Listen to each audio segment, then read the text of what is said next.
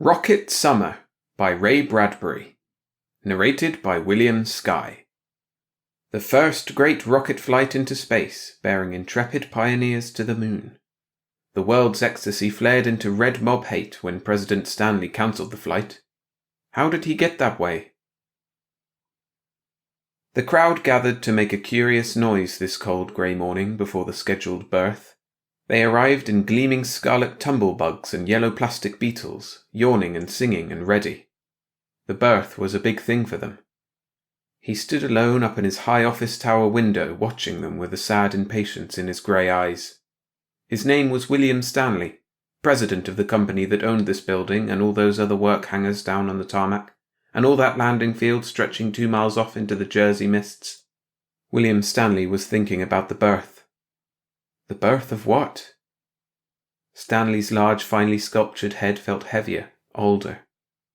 Science, with a scalpel of intense flame, would slash wide the skulls of engineers, chemists, mechanics in a titanic caesarean, and out would come the rocket. "Yes, sir," he heard the far-off faint and raucous declarations of the vendors and hawkers. "Buy your rocket toys! Buy your rocket games! Rocket pictures! Rocket soap! Rocket teethers for the tiny tot! Rocket, rocket, rocket! Hey!" Shutting the open glassite frame before him, his thin lips drew tight. Morning after morning, America sent her pilgrims to this shrine. They peered in over the translucent restraint barrier as if the rocket were a caged beast. He saw one small girl drop her rocket toy. It shattered and was folded under by the moving crowd's feet. "Mr. Stanley!" "Huh? Oh, Captain Greenwald. Sorry, forgot you were here." Stanley measured his slow, thoughtful steps to his clean-topped desk. "Captain," he sighed wearily, "you're looking at the unhappiest man alive." He looked at Greenwald across the desk.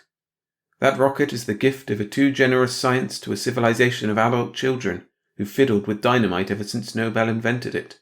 He got no further. The office door burst inward. A tall, work-grimed man strode swiftly in, all oil, all heat, all sunburnt, wrinkled leather skin. Rocket flame burnt in his dark, glaring eyes. He stopped short at Stanley's desk, breathing heavily, leaning against it. Stanley noticed the wrench in the man's fist. "Hello, Simpson." Simpson swore bitterly. "What's all this guff about you stopping the rocket tomorrow?" he demanded. Stanley nodded. "This isn't a good time for it to go up." Simpson snorted. "This isn't a good time," he mimicked. Then he swore again. "By George, it's like telling a woman her baby's been stillborn." "I know it's hard to understand." "Hard hell!" shouted the man. "I'm head mechanic. I've worked 2 years. The others have worked too, and the rocket'll travel tomorrow, or we'll know why." Stanley crushed out his cigar inside his fist. The room swayed imperceptibly in his vision. Sometimes one wanted to use a gun. He shook away the thought. He kept his tongue. Simpson raged on.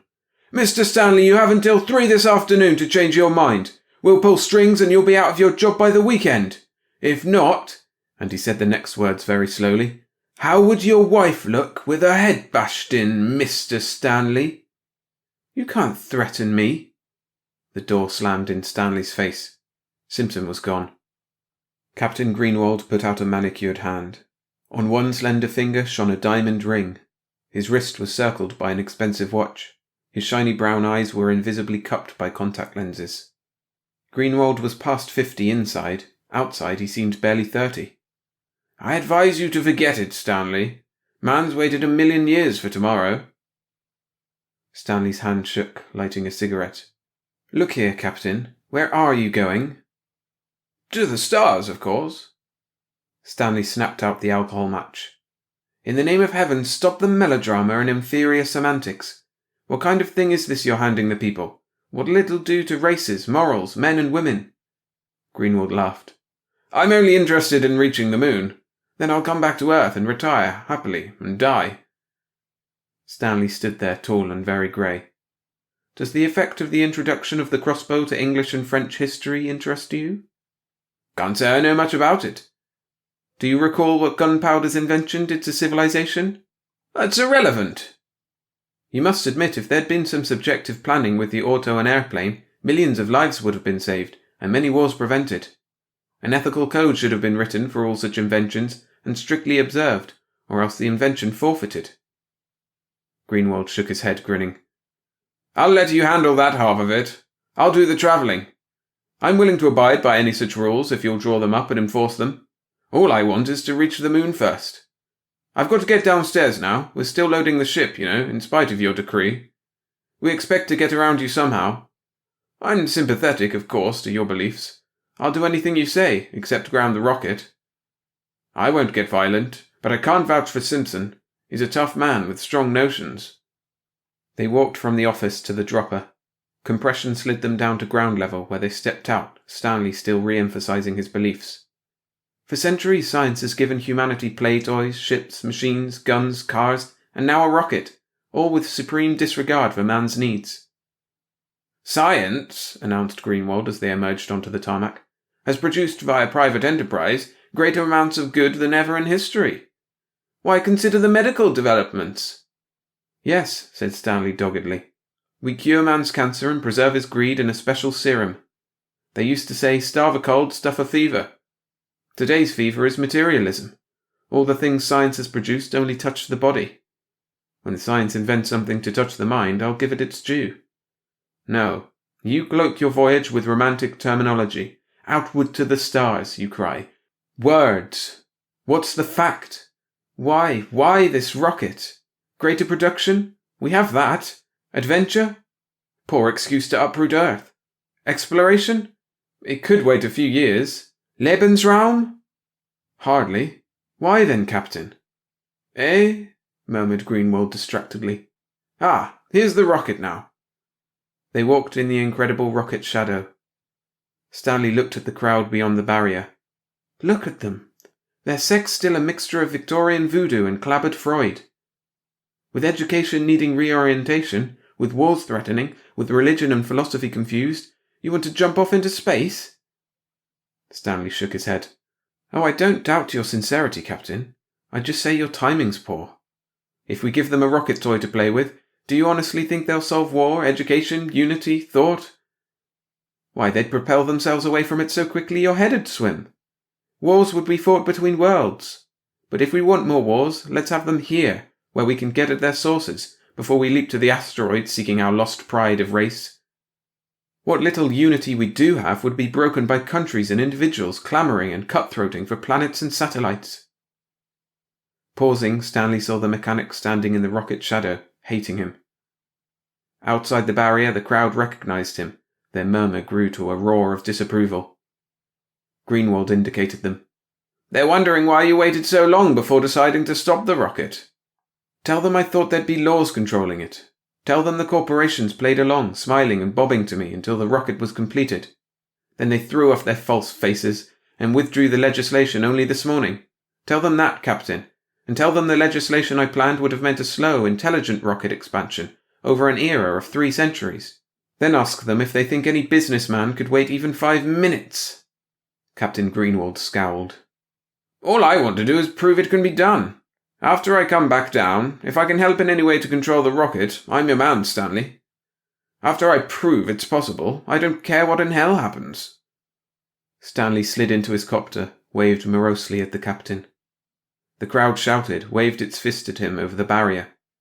He sat watching their distorted, sullen faces. They detested him. The rocket balloon man, the rocket soap man, the tourists detested him. What was more, when his son Tommy found out, Tommy would hate him too. He took his time heading home.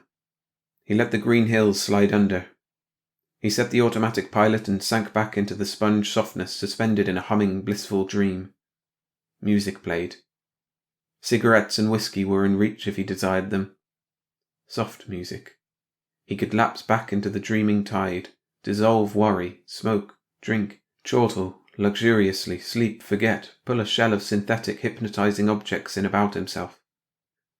And wake 10 years from today with his wife disintegrating swiftly in his arms, and one day see his son's skull shattered against a plastic wall, and his own heart whirled and burst by some vast atom power of a starship passing Earth far out in space.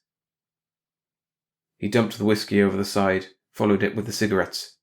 Finally he clicked off the soft music. There was his home. His eyes kindled. It lay out upon a green meadow, far from the villages and towns, salt-white and surrounded by tapered sycamores. As he watched, lowering his copter, he saw the blonde streak across the lawn. That was his daughter, Alice. Somewhere else on the premises his son gambolled. Neither of them feared the dark. Angrily, Stanley poured on full speed. The landscape jerked and vanished behind him. He wanted to be alone. He couldn't face them yet. Speed was the answer. Wind whistled, roared, rushed by the hurtling copter. He rammed it on. Colour rose in his cheeks. There was music in the garden as he parked his copter in the fine blue plastic garage. Oh, beautiful garage, he thought. You contribute to my peacefulness. Oh, wonderful garage, in moments of torment I think of you, and I am glad I own you. Like hell. In the kitchen, Althea was whipping food with mechanisms. Her mother sat with one withered ear to the latest audio drama. They glanced up, pleased. "Darling, so early!" she cried, kissing him. "How's the rocket?" piped mother-in-law. "My, I bet you're proud." Stanley said nothing. "Just imagine," the old woman's eyes glowed like little bulbs. "Soon we'll breakfast in New York and supper on Mars." Stanley watched her for a long moment, then turned hopefully to Althea. "What do you think?" She sensed a trap. "Well, it would be different, wouldn't it? Vacationing our summers on Venus, winters on Mars, wouldn't it?" "Oh, good Lord," he groaned. He shut his eyes and pounded the table softly. "Good Lord." "Now what's wrong? What did I say?" demanded Althea, bewildered. He told them about his order preventing the flight. Althea stared at him. Mother reached and snapped off the audio. "What did you say, young man?" He repeated it. Into the waiting silence came a distant pshoo. Running in from the dining room, flinging the kitchen door wide, his son ran in, waving a bright red rocket in one grimy fist. "Pshoo! I'm a rocket! Gangway! Hi, Dad!" He swung the ship in a quick arc. "Gonna be a pilot when I'm 16? Hey!" He stopped. "What's everybody standing around for?" He looked at Grandma. "Grammy?" He looked at his mother. "Mum?" And finally at his father. "Dad?" His hand sank slowly. He read the look in his father's eyes. "Oh, gosh." By 3 o'clock that afternoon, he had showered and dressed in clean clothes. The house was very silent. Althea came down and sat in the living room and looked at him with hurt, stricken eyes. He thought of quoting a few figures at her. 5 million people killed in auto accidents since the year 1920. 50,000 people killed every year now in copters and jet planes. But it wasn't in the figures. It was in a feeling he had to make her feel. Maybe he could illustrate it to her. He picked up the hand audio, dialed a number. "Hello, Smitty?" The voice on the other end said clearly, "Oh, Mr. Stanley." "Smitty, you're a good average man, a pleasant neighbour, a fine farmer. I'd like your opinion. Smitty, if you knew a war was coming, would you help prevent it?" Althea was watching and listening. Smitty said, "Hell yes, sure." "Thanks, Smitty. One more thing. What's your opinion of the rocket?" "Greatest thing in history. Say, I heard you were going to—" Stanley did not want to get involved. He hurriedly excused himself and hung up. He looked directly at his wife. "Did you notice the separation of means from end?" "Smitty thinks two things. He thinks he can prevent war, that's one. He thinks the rocket is a great thing, that's number two. But they don't match, unfortunately. The rocket isn't a means to happiness the way it'll be used. It's the wrong means, and with the wrong means you invariably wind up with a wrong end. A criminal seeks wealth. Does he get it? Temporarily. In the end he suffers. All because he took the wrong means." Stanley held his hands out uselessly. "How can I make you understand?" Tears were in her eyes. "I understand nothing, and don't need to understand. Your job, they'll take it away from you and fly the rocket anyway." "I'll work on the legislation again, then." "And perhaps be killed? Oh, please, Will." Killed. He looked at his watch. Exactly 3. He answered the audio when it buzzed. "Stanley talking." "Stanley, this is Cross at Caltech." "Cross. Good Lord, it's good to hear you." "I just heard the new flash. said Cross. He had the same clipped, exact voice he'd had years ago, Stanley realised. You're really on the spot this time, aren't you, Will? That's why I called. I like your ideas on machinery. I've always thought of machines myself as nothing but extensions of man's frustrations and emotions, his losses and compensations in life. We agree. But you're wrong this time, Will. You made a mistake today. Now don't you start on me. You're my last friend, retorted Stanley tiredly. What else could I do? Destroy the rocket? That would be negative, no good. Give them something positive. Tell them to go ahead, advised Cross pleasantly enough. Warn them like a kindly father of the consequences. Then, when their fingers are burnt, humanity might go down the drain, finished Stanley abruptly. Not if you play your cards right, control the variables. There must be some way around them without getting yourself mangled. I'm ready to help when you have a plan. Think it over. I still think blowing the damn thing up would be... They'd build a bigger one. And they'd persecute you and your family the rest of your life, explained Cross logically. You and I may know that science hasn't contributed one whit to man's mental progress, but Mr. Everyman likes his babies diapered in disposable tissues and likes to travel from Siberia to Johnstown like an infuriated bullet. You can't stop them, you can only divert them a bit. Stanley grasped the hand audio tightly. He listened. A great roar of copters sounded out in the afternoon sky directly overhead. The house shook. Althea sprung up lithely and ran to look out. I can't talk any more, Cross. I'll call you back. They're outside, waiting for me now. Cross's voice faded like a dream. Remember what I tell you. Let them go ahead. Stanley walked to the door, opened it, stepped half through. A radio voice boomed out of the bright blue sky. Stanley! It shouted. It was Simpson's voice. Stanley! Come out and talk! Come out and tell us, Stanley! Stanley! Althea would not stay in. She walked with him out onto the moist green lawn in the open. The heavens were flooded with copters whirling. The sun shook in its place. Copters hung everywhere like huge hummingbirds, swivelling, whirring. 500 of them at least, shadowing the lawns and shaking the housetops. Oh, there you are, Stanley! Stanley shaded his eyes. His lips drew away from his teeth in a grimace as he stared upward, tense and afraid. It's after 3 o'clock, Stanley! Came the dull boom of words. In this moment, with the spiralling copters suspended over his lawn, over his wife and children and house, over himself and his beliefs, Stanley swallowed, stepped back, put his hands down and let the idea grow within him. Yes, he would give them their rocket. He would give it to them. You cannot fight the children, he thought. They must have their green apples. If you refuse them, they will find a way around you. Go along with their illogical tide and make logic of it. Let the children eat their full of green apples, many, many green apples, to swell their vast stomach into sickness. Yes. A slow smile touched the corners of his mouth, vanished. The plan was complete.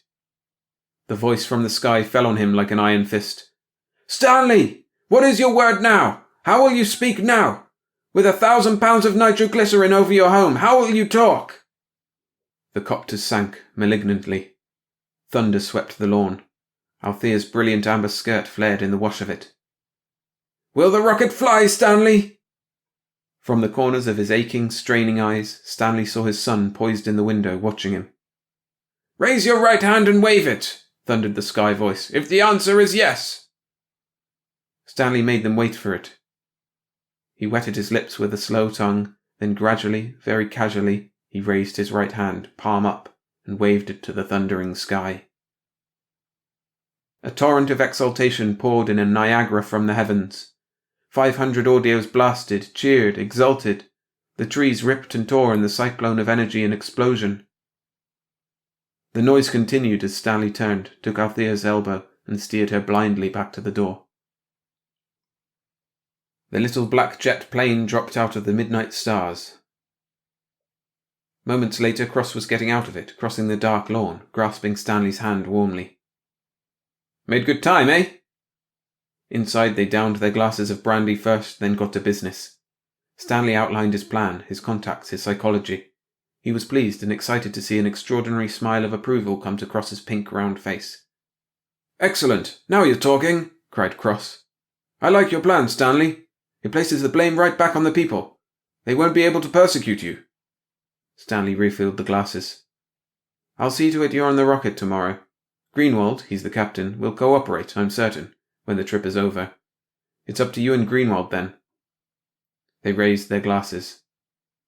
"And when it's all over," observed Cross slowly, "we'll have the long hard struggle to revise our educational system, to begin to apply the scientific method to man's thinking, instead of just to his machines. And when we've built a logical subjective world, then it'll be safe to make machines of all and any kinds. Here's to our plan. May it be completed." They drank. The next day 2 million people spread over the rolling hills, through the tiny Jersey towns, sitting atop bugs and plastic beetles. An excitement pervaded the day. The sky was a blue vacuum, the copters grounded by law. The rocket lay gleaming and monstrous and silent. At noon, the crew ambled across the tarmac, Captain Greenwald leading. Cross walked among them. The huge metal doors slammed, and with a blast of gargantuan flame, the rocket heaved upward and vanished. People cheered and laughed and cried. Stanley watched his son and daughter and mother-in-law do likewise. He was deeply pleased to see that Althea did not join them. Hand in hand, they watched the sky dazzlement fade.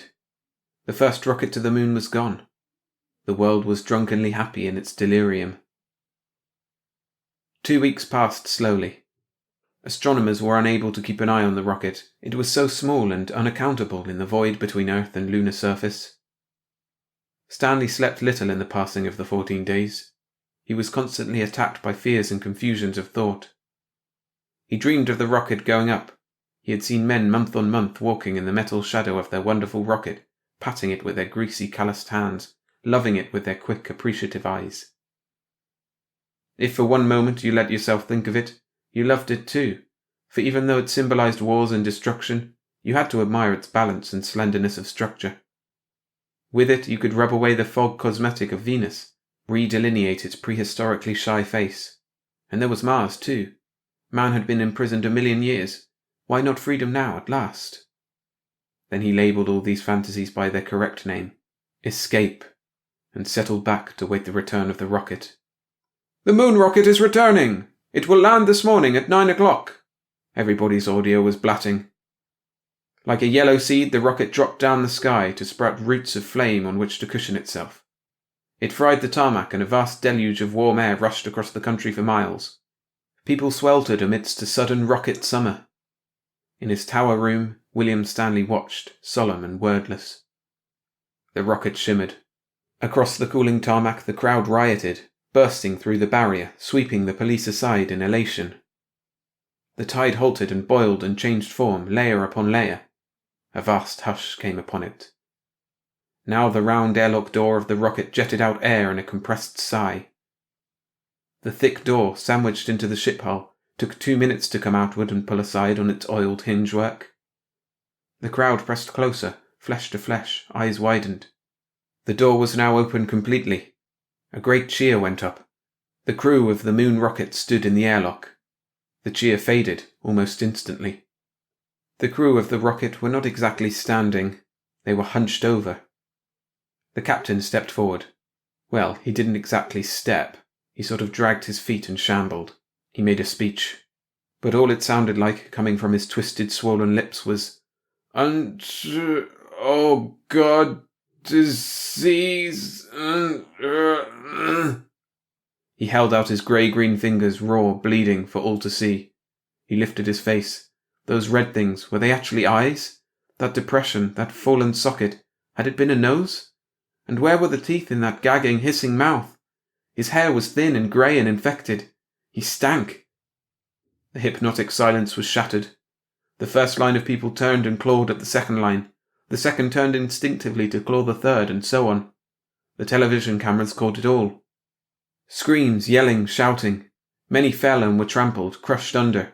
The captain and his crew came out, gesturing, calling them to come back. But who would heed their rotting movements? The ridiculous souvenir seekers trampled each other, ripping the clothes from one another's backs. "A souvenir! A scab of crawling flesh, a drop of yellow fluid from their gaping wounds. Souvenirs for Earth, buy them right here, get them while they last. We mail anywhere in the United States." The characters in order of appearance. The captain, the astrogator, held sagging between 2 astronomers, who were followed by 16 mathematicians, technicians, chemists, biologists, radio men, geographers, and machinists.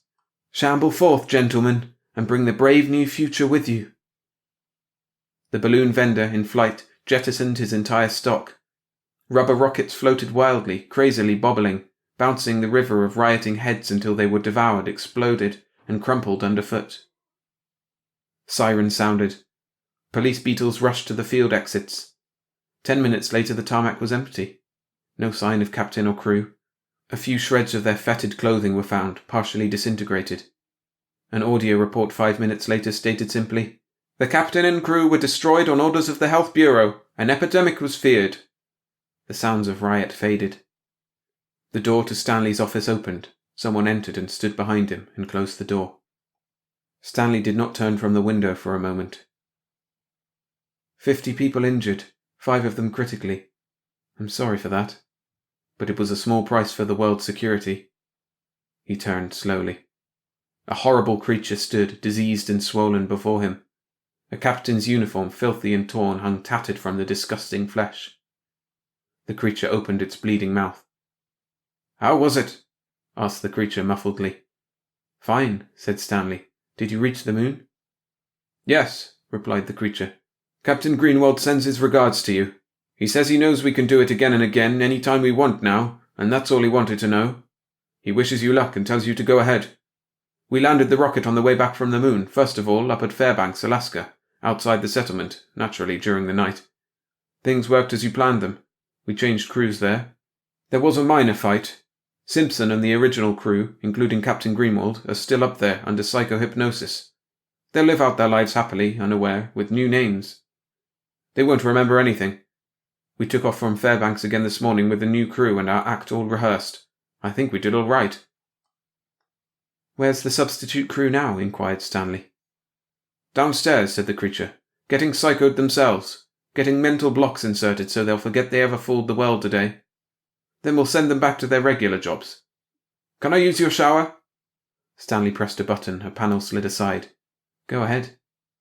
The creature pulled its face around the edges until it shed off into its hands a grey-green pallid mask of plastic rubber. The sweating pink face of Cross appeared. He wriggled his fingers next until the green-grey chemically bleeding horror gloves sucked off. He tossed these into a wall incinerator. "The day of the rocket is over," he said quietly. "They'll be putting your bill up before the World Legislature tomorrow, or I miss my guess.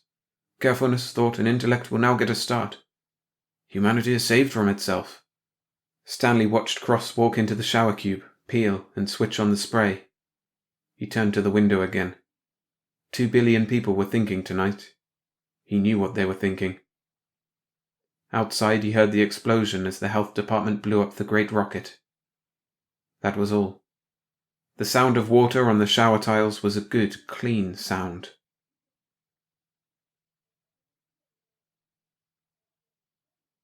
If you enjoyed the story, please hit the like button. It helps me create more videos like this one. And subscribe to the channel for even more science fiction short stories.